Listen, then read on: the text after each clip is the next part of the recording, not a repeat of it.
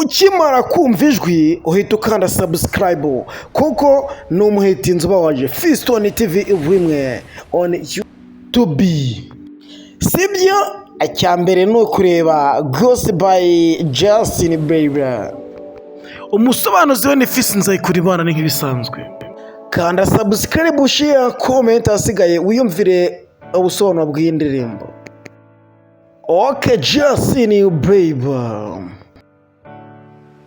Ariko se nomero imwe kuki batanyumva mukande subscribe nta nubwo biteye n'isoni kandi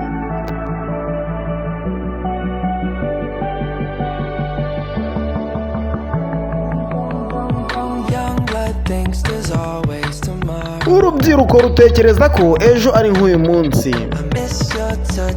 Iyo ndi njyenyine numva ukuntu wankoragaho.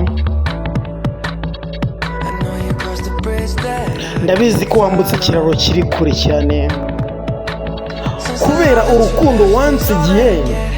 Njye ndashaka kumenya nimba ntashobora kwegera cyangwa se niba ntaturana n'umuzimu wawe ngukumbuye kurusha ubuzima ndimo. Kandi niba udakeneye kunyegera, urwibutso rwanjye ruzahora runyibutsa ibihe by'umunezero. Ngukumbuye kurusha ubuzima ndimo, nukuri ngukumbuye kurusha ubuzima ndimo. Urubyiruko rutekereza ko ejo hazaza ari ubunyunyusi, ejo n'ejo bundi. Yego ni ikindi gihe ariko nta muntu wakikuvaza, nta muntu wakigutiza bye. Yego niyo byaba ibya mirenge, njye nagusiganye nkagukurikira bebe. Yego kubera ko urukundo ari rwo wansigiye, njye ndashaka kumenya ibi. Ese nimba nashobora kukwegera kubera iki? Gusa njye nzaturana n'umuzimu wawe, ngukumbuye kurusha ubuzima ndimo aka kanya. Baby wanjye, niba udashobora kunyegera, urwibutso rwawe ruzanshimisha.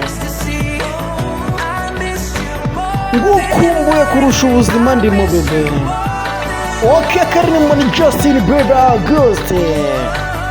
Kanda subscribe. Nyagatare mambo vipi? Rukomo Cyabayaga. Nomero imwe memori mambo vipi? Ese bebe, niba nashobora kukwegera, njyewe ubwanjye nzaturana n'umuzimu wawe, nkukumbuye kurusha ubuzima ndimo. Kandi nimba nashobora kukwegera bebe, urwibutso rwawe ruzanshimisha, ruzambera nk'ikimenyetso, nkukumbuye kurusha ubuzima ndimo. Yes right, ni Fiston Nzayikurimana ukorera kuri Fiston TV rimwe, Facebook, Twitter, Instagram ndetse no kuri Twitter yanjye nitwa Fiston Nzayikurimana, kuri TikTok nkaba nitwa Fiston TV rimwe.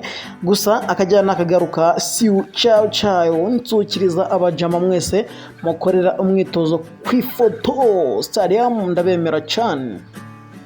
Tuzasubire kuri Ghost Ribo.